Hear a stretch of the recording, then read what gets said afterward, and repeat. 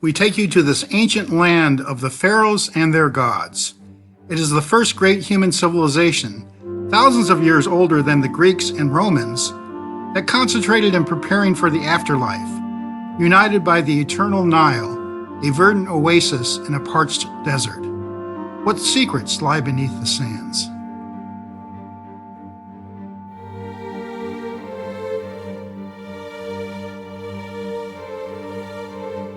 We arrive in Cairo at midnight. A multitude of twinkling lights from the ground greet us. Perhaps the god of sky, Nut, conspires with the god of earth, Jeb, to give a shower of golden dust of ages past, to beacon every passersby, to stop, look, and listen, even for a moment, on how to live eternally the Egyptian way. Death is only the beginning. The Cairo Semiramis Hotel, with its regal amenities along the Nile, is conducive to a deep sleep, perchance to dream of kings and godlike things. To accompany me in this quest of ancient Egypt, I choose Isis, the Egyptian goddess of love and fertility, personified by Cleopatra, whose subjects call her Isis. I choose Thoth, the Egyptian god of knowledge, to help me understand hieroglyphics and the thought processes that led to the greatness of ancient Egypt.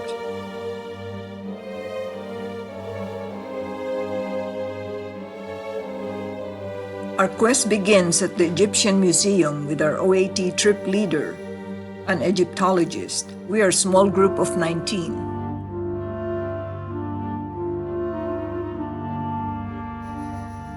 The father and mother-in-law of Amenhotep III were found with beds, chariot, storage jars, and others. The mummies were intact in spite of 3 break-ins by robbers.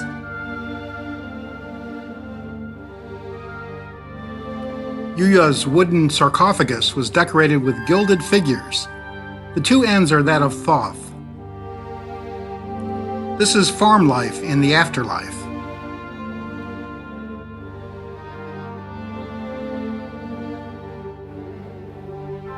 King Tut's mummy was encased by 3 layers of coffin, 660 pounds of pure gold, protected by 4 golden goddesses. The throne is overlaid with gold, silver, semi-precious stones. The sun-disked Aten shines on King Tut and his queen, Anaxunamun. This is Akhenaton, the pharaoh who worshipped one god, and the father of King Tut. This is Rahotep and consort Nofret, the brother of Khufu. This young couple is the idealized form of eternity. The Rosetta Stone, the key to all hieroglyphics.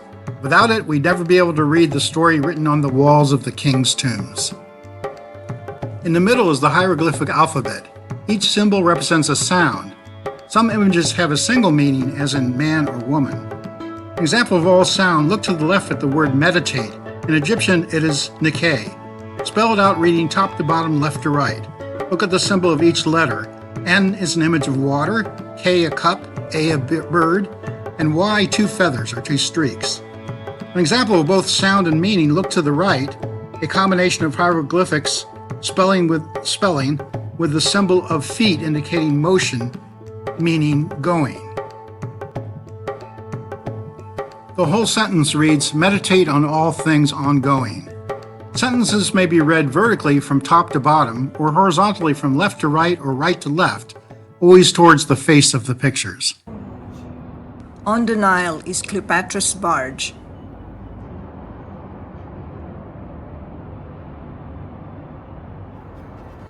She prepares for the evening with her vanity of beauty jars, kohl for heavy eyeliner, lapis lazuli for turquoise mascara, and red ochre for lips.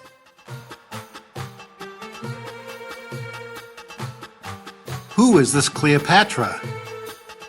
Plutarch, a biographer, calls her a beautiful seductress. The charm of her presence was irresistible, with a peculiar force of character. The morning reveals the street scenes around Cairo.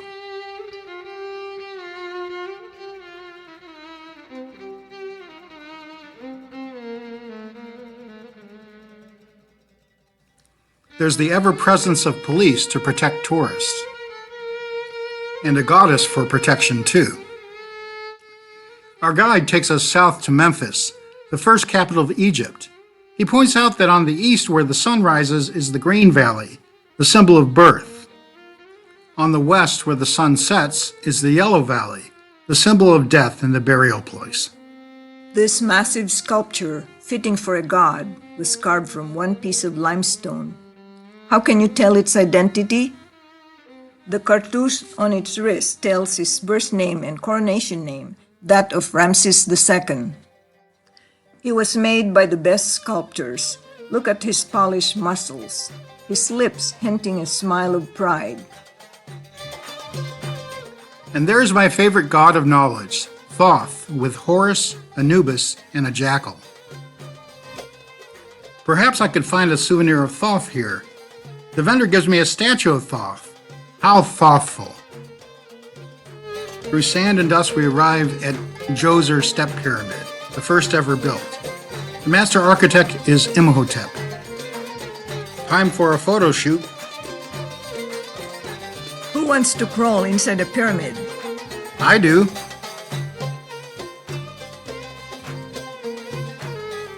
We dine with a family of Coptic Christians. Mina works in the human resources of a financial services company. Daughter Natalie likes art and shows us her creation. What a hearty Egyptian meal of roast chicken, potatoes with red sauce, a green soup molokhaya, delicious on rice. Nicole arrives from church service, sits on Daddy's lap and eats from his plate. Iman works as a technician in a pharmaceutical company which provides health insurance. She's lucky as most employees don't get it. Al-Rifai Mosque, the royal mausoleum of Muhammad Ali's family. The government appoints the imam and pays his salary. He's well educated, cultured, and can marry.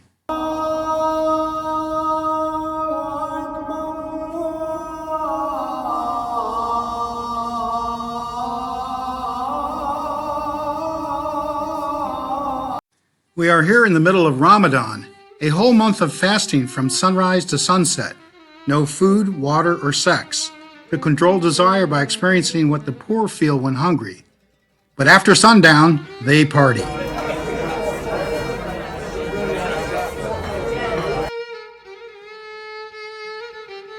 Among domes and minarets, we ply Moe Street to see local life. Public school is free, but crowded with 60 students per class. We talk to schoolgirls who attend private school. This girl wants to be a scientist. After school, they go to the teacher's home to get more private lessons.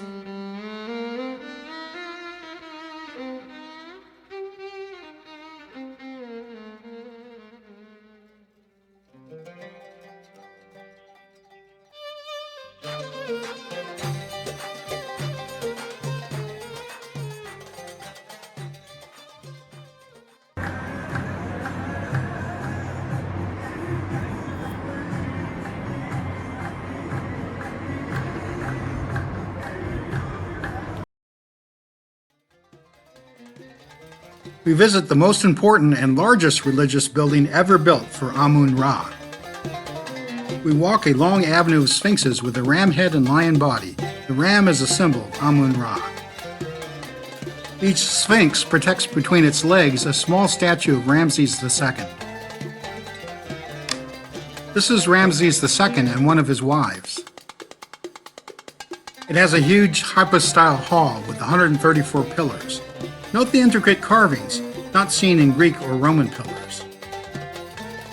Pharaoh gives a flower offering to Amun-Min, the fertility god.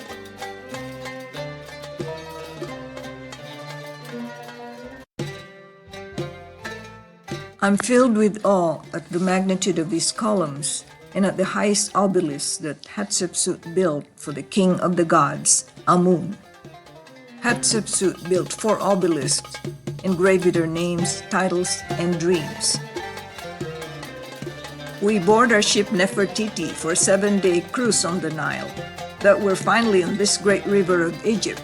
There's no denial. I rise at 4 a.m. to enjoy the quiet beauty of the sleeping town.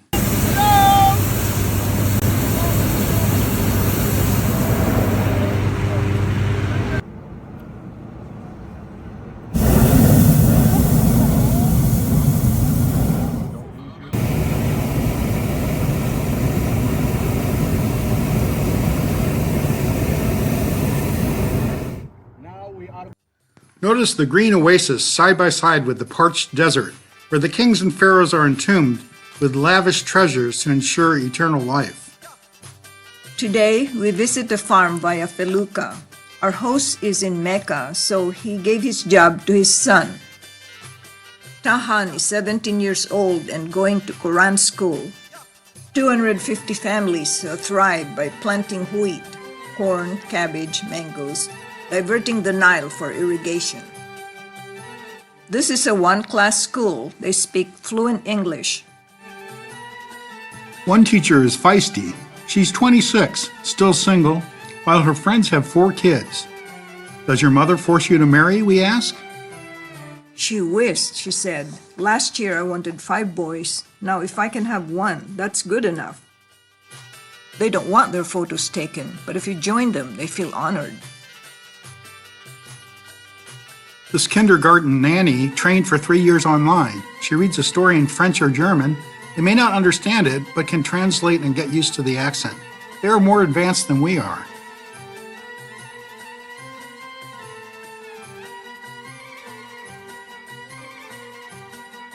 We disembark at 6:45 a.m. to visit the Dendera temple. It was built by the Greeks and Romans, dedicated to Hathor. King Ptolemy prays to Hathor and husband Horus. Both hold the Ankh, key to eternal life. The only carving that's not a profile is that of Bes, the clown god who makes the king laugh. Hathor, who represents motherhood, is breastfeeding a baby. The older son putting a finger in his mouth is Horus Jr., Ayman points out. The bas-reliefs in blue are a joy to behold. The black bull represents the strength of the king, the journey of the sun after sunset into the underworld. On the wall, you can read the story of Isis. Her husband was killed, cut up, and dumped in the river. Isis gathered all the 42 parts to mummify and bring them to life, but only the penis came to life. She sat on it and she had a son, Horus. Above is an astrological ceiling showing zodiac constellations and the union of Hathor and Horus. Is that what you call a horoscope? Imagine the big festival of Hathor. They carry her statue up here on the roof, put her on a pedestal, play the sistrum and the tambourine, and enjoy a big feast. The king prays to Hathor, offering a sistrum, a musical instrument to the goddess of music. We descend to the pool where priests would purify themselves. In this pool, Cleopatra used the milk of 700 donkeys to bathe in. This is a wow moment for me. There she is on the wall in bright sunlight, my idol Cleopatra, and her son with Caesar she named Caesarion, making offerings to the gods. Back to the ship in time for a cruise over lunch. I can imagine the young Cleopatra taking Caesar on a cruise on the Nile to impress him with the wealthy bread basket of Rome.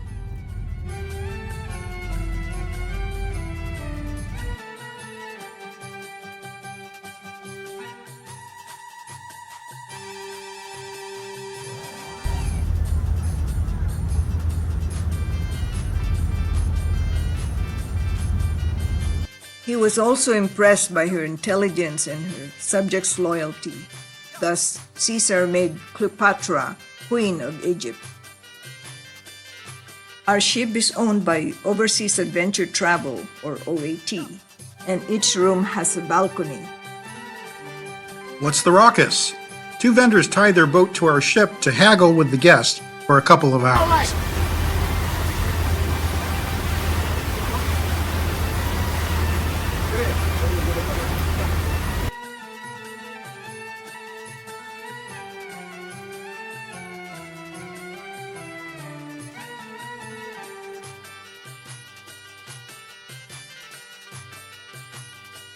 At 5:30 p.m., we visit the Luxor complex, built by Amenhotep III and Ramses II. Ramses' statue is everywhere. He ruled for 66 years till his death at 91. A small statue is his wife Nefertari, not nude but wearing a transparent dress.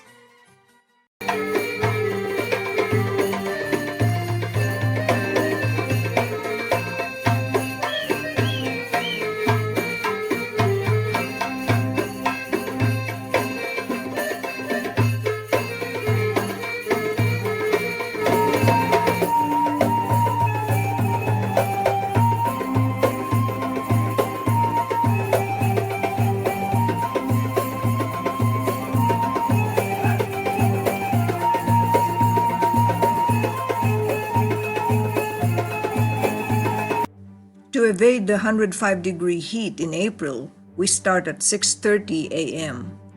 Of the 60 tombs, only 10 are shown in rotation, with a limit of 15 minutes per tomb. No guide is allowed to minimize exposure of the walls. Our guide chooses the four most colorful tombs to visit. Our first sight inside the tomb is a long wall with prayers from the Book of the Dead. The pharaoh, as a mummy representing his ka or spirit, meets the god Anubis and Horus. The vulture in the blue sky and the names of the pharaoh protect him. These are names inside cartouches which the falcon protects. The pharaoh offers incense to Osiris, god of the underworld. Atum, the god of sunset, with guards, follow the journey of the sun. When it sets, it goes under the world. The snake with 3 heads is evil and creates problems. Writings in the form of amulets protect against evil. Pharaoh gives offering to Osiris's mummy and to Isis with wings, both of which hold the key to life. Because King Tut's tomb is fully intact, it expands our understanding of how important is life eternal to the ancient Egyptian. This is Tut's mummy, left in place here because it was so fragile. Tut meets the mummy of Osiris, the white figure of the god of mummification. Tut meets the high priest in leopard clothing. Moons are protection in the underworld.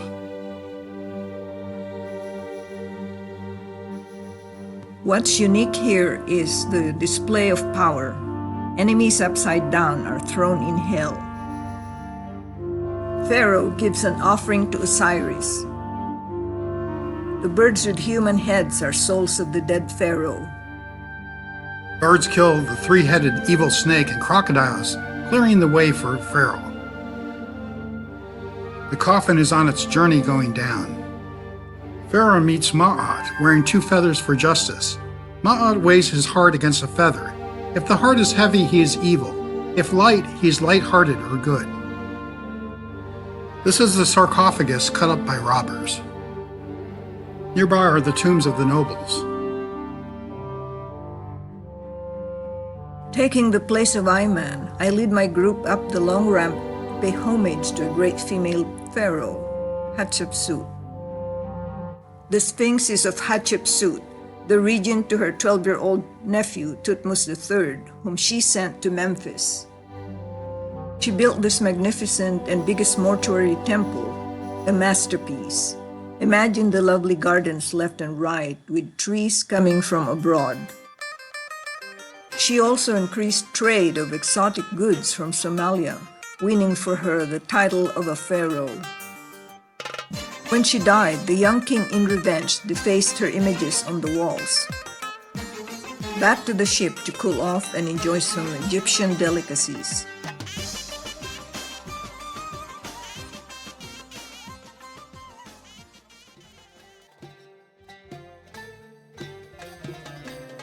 In our morning tour, we gallop to the best preserved temple in a royal chariot.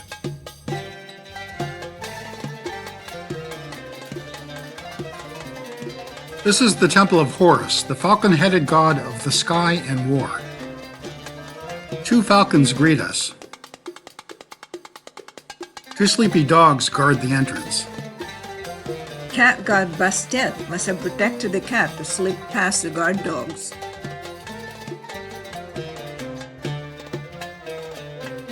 Pharaoh is in a pose, smiting the enemy in front of Isis. Near sundown, we visit 2 temples to Sobek and Horus. This temple was used as a hospital in Roman times. You see medical tools like scalpel, saw, cupping, even birthing chair. Thoth and Horus purifying King Ptolemy with Nile water. The goddesses of Upper and Lower Egypt crowning the king. Horus gives a stick of protection to the king and to Cleopatra 2 and 3. The moon, illuminating the palm leaves that grace the top of the columns, gives an aura of peaceful majesty. These are mummified crocodiles. Offerings to Sobek, the crocodile-headed god, and his wife. Tonight is the Galabeya party. Wear your embellished tunics.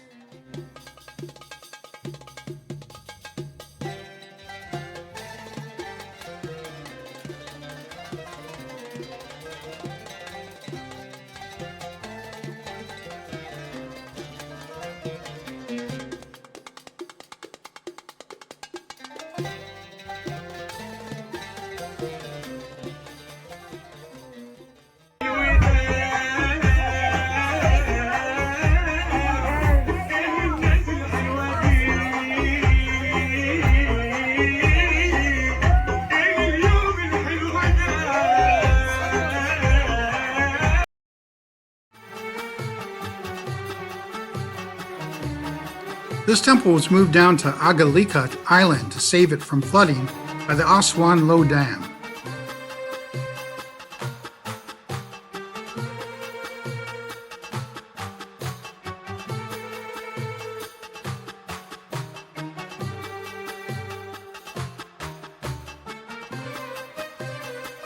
Isis offers Ankh, the key of life, to the king. King offers Sistram to Isis, Nephthys, and Hathor. Also flute and guitar to the goddess of music. Egyptian guitars are sold here in praise of the goddess. Ayman accompanies us to his favorite spice vendor. I spent $100 on mostly red saffron, spice mix for beef, for chicken, and for fish at a bargain price. So nice to come back to our ship Nefertiti and to a welcoming gray kitty with turquoise eyes.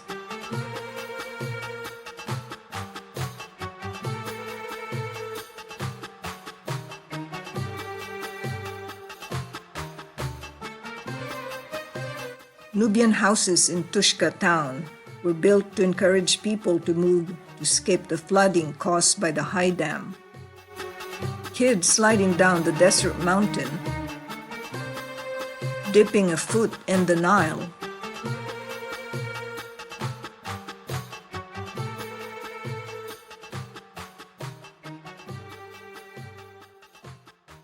We start at 6 a.m. for a 4-hour drive further south to avoid the 105-degree heat. This is the famous facade of Ramses II's tomb. All 4 statues were moved block by block to prevent their destruction from flooding after an international outcry. Battle scenes. Pharaoh on his chariot smites the enemy. The four gods. Isis hands Pharaoh the key to eternity. And Pharaoh opens the door.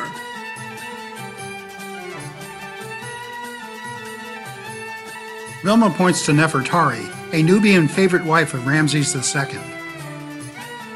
Nefertari offers flowers to Hathor. We're back to Cairo with a better understanding of the ancient Egyptians. We learned how to write our names in hieroglyphics. After our first attempt to go to Egypt 20 years ago, we're finally here looking down at Tahrir Square, where the Arab Spring broke out. We also learned that the Egyptians are great astronomers, aligning the tip of the three pyramids to the three stars of Orion. I can't believe I'm one of the 14 million gazing at the pyramids of Giza each year. Eric is intent on crawling, hunched, the long, narrow passage. A once-in-a-lifetime experience to see Pharaoh's secret tomb. As for me, I'm content to gaze at this colossal masterpiece, touch a block of the building stone, and imagine the ingenuity of the builders to move each 2.5-ton block up a sand ramp with cedar logs. To the Egyptians, the proper entombment means eternal rest to Pharaoh's soul and peace and prosperity to his subjects. The lore of Egypt is eternal.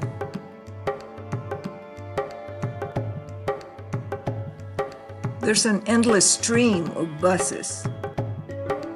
Can you imagine 5,000 years ago when there was an endless stream of camels along the Sahara Desert?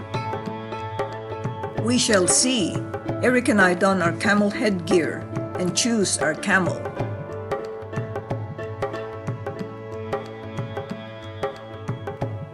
No, I want a small camel with a smooth, not undulating gait.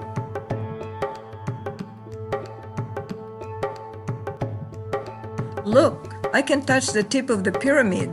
I feel closer to the gods as Pharaoh did. And I feel lofty thoughts with the help of Thoth.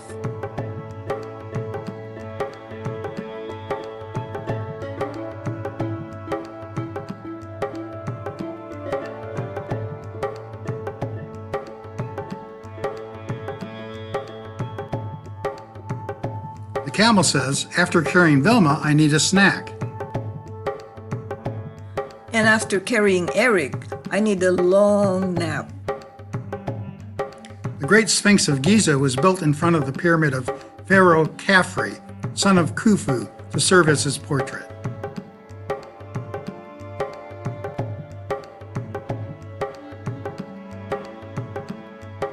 Ayman is happy to show us his hometown.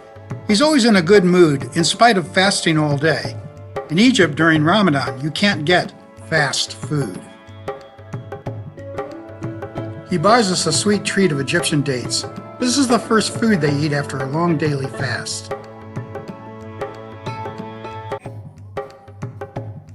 Alexandria is the main summer resort of all Egypt. The Corniche, or seaside promenade, is 20 kilometers long.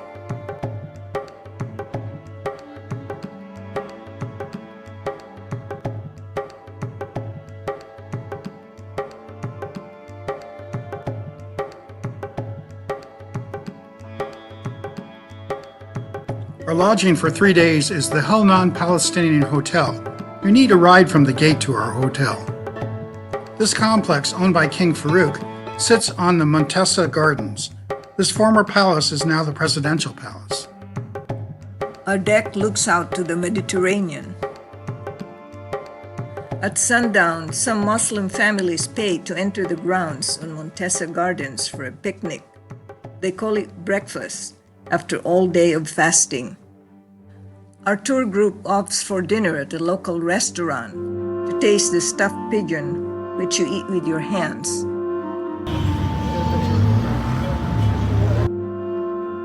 The highlight here is the Library of Alexandria, with its 6 specialized libraries, 4 research centers, and 1.5 million visitors per year. This is Alexander the Great, which the city was named after, and where Cleopatra ruled.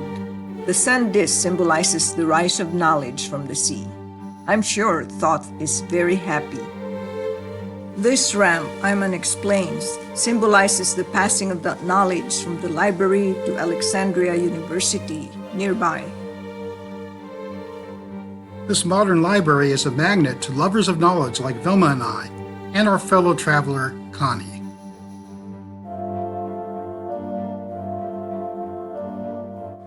And Cleopatra. Who is this Cleopatra? The Arabs call her virtuous scholar, philosopher scholar of the highest degree. When her siblings were plotting to eliminate her, she was at the library, voraciously studying math, science, philosophy, and languages. Cleverly, she asked to be delivered to Caesar, hidden inside a carpet for protection against her siblings. She recovered the land in Syria that her father lost. She is Greek, but when her father Ptolemy XII died, she charmed everyone by leading the sacred rites in fluent Egyptian. If Alexander is my hero, Cleopatra is my heroine.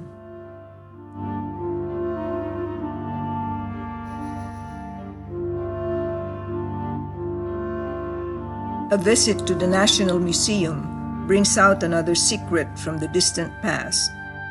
Wow, there she is, Cleopatra. Her statue was dug up from under the Mediterranean Sea with her very own coin. The catacombs of Shukatha. Here the pagan citizens, Jews, and first Christians of Rome were buried. It is one of the 7 wonders of the Middle Ages due to their combination of the Egyptian with the Greek and Roman civilizations on their walls. Relatives visit the dead, bringing food and wine. Ayman shows us his apartment, which has a view of the ocean. It is the one with golden windows that could be in the upper middle class. His wife, with a PhD in accounting, teaches at the university. Tonight, he invites his 3 daughters for a conversation at our hotel. They're not shy in answering questions about women's role in society. Even the youngest one, Gamila, 12, has her own opinions. She likes art, but she also likes to be a tourist. Guide, that is, like her dad. Habiba, 21, is a computer scientist. Farida, 19, is studying marketing. They are happily adjusted young women in a country where unmarried couples living together is frowned upon.